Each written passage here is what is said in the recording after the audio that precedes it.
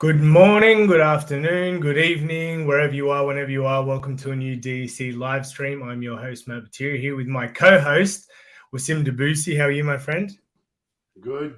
How are you, Matty? Very well, very well. Actually, it's funny now that I say co-host. I'm been watching The Office at the moment on Netflix, and the last episode, Jim just got promoted to co-host. I don't know if you've ever watched it, but it just made me think how like we don't butt heads like they do as co-managers of Dunder Mifflin. Anyways, it was quite funny now that I've said sometimes, but anyway. Yeah, it's hilarious. But anyways, we've the markets are moving. The new year is upon us. The doom and gloom of 2022 is behind us. Are we going to see a green candle for 2023? I think so. I think things are going to recover in the market. Not straight away. I do believe I've got the date set, 1st of April. I've been saying it on my live streams.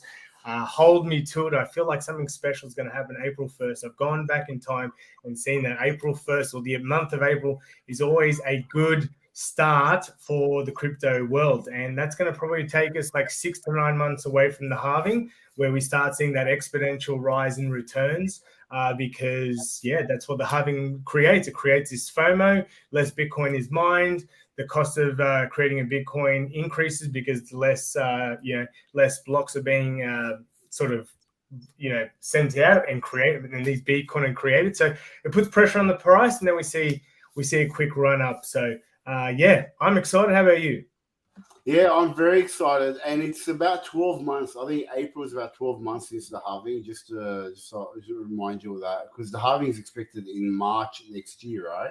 Yeah, it just depends on miners and all that type of stuff, but it can move around. It is, basically a year away, but that's why I say 9 months from April 1st, because April 1st. Yeah, cool. Yeah, no, I'm excited. I mean, this year, we're going to talk a little bit about this year. So first of all, Happy New Year, everyone. But yeah, we're going to talk a little bit about what we're seeing happening for this year. I mean, look, the crypto market has historically boomed just before the halving, but I think this is going to be a little bit different. So I'm probably not as enthusiastic as you, but I am definitely seeing that there's a big sign right now where we are going to have some really good buying opportunities in 2023. Yeah. All right. Well, without further ado, let's jump in. But before we do, guys, I want to share with you that we have so much valuable content on this channel. If you watched my altcoin technical analysis video last week, I basically gave you 5 coins that I feel are going to do really well in 2023. 3 of them already pumped about 10% over the last 3 to 4 days. So you need to be watching our stuff. It's not financial advice, because this is obviously just coins that I am looking forward to and I hold in my bag and I think are going to do well. Just to reiterate them, they were Trust Wallet, we had TWT, we had Cosmos, so Atom, we had Matic, we had QuickSwap, and I think I had one more, Uniswap. I had Uniswap. And if you want to just have a look over the last couple of days, look, Trust Wallet went from $1.25 to $1.50. So that's a quick, what's that? Quick 20%. We had as well Atom. Atom's done really well. Atom over the last few days has gone crazy. It's gone up 17%. Matic has gone up a little bit as well. You can see here from 75 cents to 78.5 cents. Uni's done pretty good, from about $5 to $5.40. And QuickSwap, slow mover, but I do have faith in it. So, guys, you got to watch our channel. You got to subscribe to Decrypting Crypto and keep paying attention to the content we put out, because if you don't watch it, you miss out on these possible gains. So, that's all I wanted to say. But with the first news article of today, Wasim, take us away. All right. Thank you very much for that, Matty. Okay, so first news article is from the IMF, who are issuing a global economic outlook warning. mainly for the US, the EU, and China. So what they're talking about in here is they're saying that with everything that's happening in the world right now, with the high inflation, the high interest rates, they're not looking at things getting better. They're also talking about that in the US, that the robust job market may need the Fed to maintain higher interest rates for longer to reduce inflation. So they've got a strong job market over there in the US right now. This is causing a lot of demand, and they're saying that they're going to continue to have higher interest rates to keep trying to reduce inflation. Also, the increasing in borrowing rates and the dollar. So the cost of borrowing is causing slowdown in countries like China. And also the war in Ukraine has caused a lot of shockwaves across Europe that Europe is still going to be paying for. So this is the things that scare me right now with what's happening in the traditional financial system, which gives me more and more reason to get into the crypto and into Bitcoin to safeguard against this financial system, coming down and crashing and collapsing, which I believe it will sooner or later. What are your thoughts on this, Manny? Yeah, so I know that the effect of, the dollar sort of strengthening, we've sort of seen a reversal of that on the charts. DXY has obviously been going down, which usually is good for Bitcoin, but we continued following the DXY, unfortunately, because the FTX news over the last 2 months. So I think if we didn't have that news, we probably would have stopped around that $19,000, but the FTX just kind of freaked everyone out. We had this sell off, and I think that we would have had a different story had that not happened. But look, that means people are starting to become aware that gold and Bitcoin are safe haven assets. So hopefully it keeps opening up people's eyes, because if people aren't making money and stuff keeps going up, people are hopefully going to start resorting to those the assets that can give them returns. That's it. All right. We've got United Kingdom implements crypto tax exemption for foreign investors. So the UK has introduced a tax break for foreign investors in cryptocurrency who use local brokers or investment managers. And if you don't know, if you're Australian, they've got actually the same deal in Bali at the moment. So you could actually move to Bali and set up basically a tax-free haven. It's not just about crypto. So it's interesting that this is starting to become implemented all around the globe, because people want to bring people in, start putting more money into the system to save their GDP. So the move is intended to encourage foreign investment and support local investment managers, as well as help the UK become a hub for cryptocurrency. So the tax break will apply to crypto assets as defined by the Organization for Economic Cooperation and Development's Crypto Assets Reporting Framework. Geez, that's a long one. And will not apply to residents of the UK who are subject to capital gains tax on their cryptocurrency investments. The tax break is part of the UK's wider overhaul of its banking and financial market laws following its exit from the European Union. Actually, one more thing, Malta do the same thing. I know that. So Malta, you can basically move to Malta, tax-free haven. It's crazy what countries are doing now to sort of populate their country and get people spending money inside the country. Interesting. Yeah, very interesting for the UK to move that. The other thing also to add in there, in the article, they did mention that this is purely for external or foreign investors. The residents of the UK still have to pay normal taxes. So if you are from the UK watching this doesn't apply to you, unfortunately. Yeah. All right, next on. All right, so we've got the Russian Federation codifies digital rupee as the official currency. So ever since what we saw a lot happening last year, especially with WAPTX and everything else happening with Russia and the Ukraine, a lot of countries are moving towards their own CBDCs. We've seen Nigeria, we've seen a few other countries, China. Now Russia is codifying digital rupee as the official currency. They've put it in the bill that there's been submitted to the deputies to be signed off to the State Duma. And this bill, it looks at expanding the digital rupee amongst businesses and states. So what they're looking at doing is creating obviously a digital wallet where people can use it. They want to encourage more and more people to use the digital rupee. The digital rupee? I say rupee. I don't know. It could be rupee. I say ruble, even though it's a bill. Ruble. Yeah. So yeah, ruble. The digital ruble. So they're trying to force more and more people to use it. by creating more gateways and more infrastructure for people to use CBDCs. We've been speaking about this for a while now.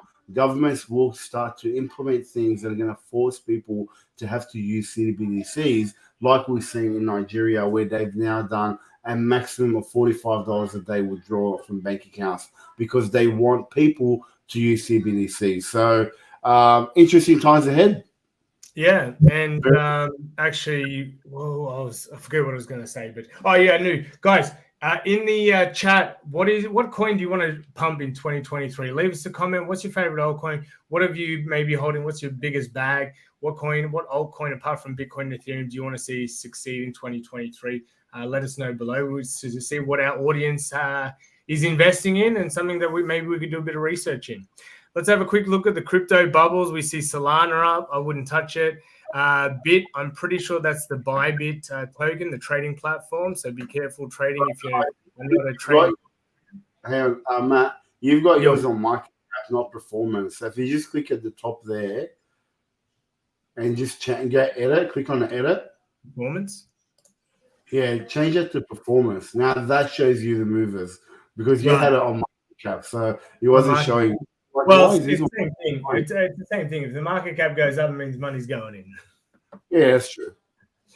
But thanks for letting me know. So we can see Ape doing well. They just put together a board. I'm pretty sure that's the news out on the market. They've assigned a board, so things getting pretty professional with Ape. Hence why it's pumping a little bit. LDO.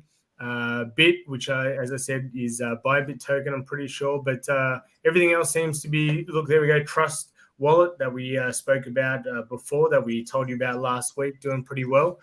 So market's recovering. Bitcoin is had a bit of a pullback. We're now trying to push through the value area high. If we can close above 16,900 in the next 24 to 48 hours, I think we're going to see a pretty strong move to the upside. So I think things are looking good, and this is the up that I was talking about a couple of weeks ago. I said I felt Bitcoin is primed to go up. Unfortunately, it went down a little bit, but I thought, hey, if we're going to go down, we'd probably break all the way down, but we didn't, which is great. And now we're moving all the way back up. So good to see Bitcoin and Ethereum on its way back. Fear and greed is at a 26, so not too bad. It'd be good if we start moving into the yellow zone, and I think we will at some stage this year. I agree. Alrighty, over to Twitter, we've got Peter Schiff first. So the US dollar index may have had a strong year, but it ended the year in a 6-month low, down 10% from its November high. This weakness will likely continue in 2023, with the dollar having one of its worst years ever. If I'm right, the inflation problem is about to get much worse. So we spoke about that at the start of the stream. It's called the DXY. So if you want to look at the ticker symbol on TradingView, you can see the DXY, and usually Bitcoin has had an inverse relationship. So if DXY goes down, Bitcoin goes up. But as I said, FTX for the last 2 months suppressed our price, but I think now we might actually see a bit of a reversal. What are your thoughts, Wasim? Yeah, I agree. Look, I mean, in terms of Bitcoin, I think this year is going to be the year not the year for Bitcoin, but it's a year that we're going to start seeing things change. It's definitely a year that people want to be accumulating in. I mean, what Peter Schiff is saying with this happening, if it keeps going down, then with the problem with inflation, what's going to happen after that? What's the government going to do if they keep losing purchasing power? No, yep. Totally agree. Alrighty, over to you. All right, next up, we've got a statistic from the world of statistics showing all the different things that did not exist 20 years ago. And I think what they're trying to show here is, and we've spoken about this in some of our blog posts, we really are living in an exponential stage, or an exponential age, I should say, where things happen so fast and so quick that, technology is moving so fast. And there's going to be things in the next 5 years that we haven't even heard of yet. And it's those of us that are going to be on the on the ball, that are on the forefront of technology and being early adopters. We're the ones that are going to benefit greatly out of all this. So imagine getting into some of this stuff like Apple or Facebook when it first came out, or Amazon and all these type of things when they first came out and they were pennies. This is what is happening right now with all the new stuff happening. Yeah, I think this list in another 20 years is going to look like this. Chat GPT, microchips in your hand to like pay for stuff instead of using credit cards, bionic eyes that allow you to see advertisements coming through. Hey? Neuralink. Neuralink. Guys, it's going to Yeah. be crazy. We like, I'm Um, struggling to get AI robots at home that do everything for you. I'm starting to struggle to get full capacity out of my iPhone, and nowadays I give it to my niece, and she's doing more crazy stuff than I have ever thought of. I use it for YouTube and taking phone calls. Apart from that, like she's just doing all these crazy stuff, changing wallpapers. I don't even know how to do half the stuff. So it shows that I'm getting older, but I can assume once we get 20 years from now, things are going to start getting even crazier. 100%. All right, last in, Justin, Croatia officially joins Eurozone and adopts the euro as its currency. So, yeah, they're getting rid of the krone, I believe, and moving over to the euro. So another country moving over to the euro. I think they're not going to be the last country in this short period of time. I think the war in Russia has made a few countries east or in Eastern Europe think, hey, maybe I should ally myself with a bigger ally so this stuff doesn't happen to us. They're bordered to 3 or 4 other countries that are not in the euro. So you've got Serbia, which obviously they're not fans with, Bosnia, a couple of others, but they are not part of the euro. So now people that work cross-border in those countries are going to find it a little bit difficult having to carry 2 currencies. So, yeah, quite interesting. What do you think? Look, I know I know some countries want to get into the euro, and we had obviously the UK leave the euro. At the end of the day, the euro is a very centralized currency that the countries that are part of the euro don't have a lot of control over. It's not necessarily a good move or a bad move. I mean, for me, I would probably stay away from it, but obviously that's the trend of the governments moving forward. So if the digital euro comes, it's going to be easier to roll it out all over Europe. Yep. Alrighty, first adoption highlight of the day. Go for it, Wasim. All right, so first adoption highlight of the day, we have that Australia surpasses El Salvador to become 4th largest center for cryptocurrency ATMs. So talking about the growth of cryptocurrency ATMs around the world, El Salvador was the 3rd largest, I should say, after USA and Canada. Then it became the 4th largest, with Spain taking over, and now Australia. So El Salvador is now the 5th. I mean, look, at the end of the day, it's going to be unrealistic to expect El Salvador to be the number 1 leader in Bitcoin ATMs or crypto ATMs. They've only got like 2 million population. So some of these articles that try to compare El Salvador to other countries, it doesn't make sense. We're going to have thousands of ATMs here in Australia, and it just shows that we are now the number 4 in the world for Bitcoin adoption and Bitcoin ATM adoption. So more and more people in Australia are waking up to the need for crypto, which is what's happening right now. Yeah, look, I haven't seen one ATM, even though they said there's like 219. So you know what? The funny thing is, I said the same thing when I saw the article, and then I get a message today from a group that I'm in that someone saw a Bitcoin ATM on George Street in the city. Oh, there you go. Well, it makes sense in the city, but yeah, I haven't seen one where I am. So yeah, I haven't seen one. I haven't seen one. I mean, there's only about 219 of them all over Australia. Yeah, you know. You know what I did see actually when I was in Queensland? I forgot to post. They're opening up a crypto cafe on the Gold Coast. Oh, really? Cool. I'll definitely have to go check it out and spend my day. On what's that street called? Where all the nightclubs are? Cavill. On Cavill, right next to the kebab shop, there's a Shiba Inu cafe opening up, and they're going to be accepting cryptocurrencies payment. I better load up on Shiba then. Yeah. Oh, they take everything. Well, I think Shiba's the one that they get. All right, next article, guys. We've got. Let me just change that. I forgot to change that. So we've got Binance eyes South Korean market via acquisition of GoPax Exchange. So on Monday, the largest cryptocurrency exchange in the world, and still was and still is after the FTX collapse, completed its due diligence of the acquisition of GoPax and officially returned to the South Korean market. So Binance left South Korea in January 2021, but sees the country as promising market due to its strong crypto economy, talent pool, and startup environment. Binance has acquired GoPax, a major South Korean crypto exchange, and is in the final stages of negotiations to acquire a majority stake in the company from CEO Lee Jung-hwang, who currently owns 41.2% stake. So the acquisition was originally scheduled to be announced around Christmas, but was delayed due to financial negotiations on the value of the stake. The South Korean government has imposed strict regulations on overseas virtual assets providers to combat money laundering and protect local investors. So, yeah, I guess he said he was going to bail out FTX, so he's got the capital to basically swallow anyone, and looks like he's back in South Korea. Yeah, look, I mean, CZ is definitely on a I don't want to say a war path, but he's definitely on a mission to really accumulate businesses. Yeah, but he's swallowing so many businesses and also making so many deals. Like, this guy is going to become a very, very powerful player in the world in the future. We're watching history being made with what he's doing right now. I think people don't realize he could be the richest man in the world, I reckon, within 10 years. Oh yeah, he's definitely going to overtake most of the rich people. Wasn't he the first crypto billionaire? Could be, yeah. Yeah, I think I think the Winklevoss twins were the first crypto millionaires, but he was one of the very early ones. Yeah. All right, last one, man. Take us away.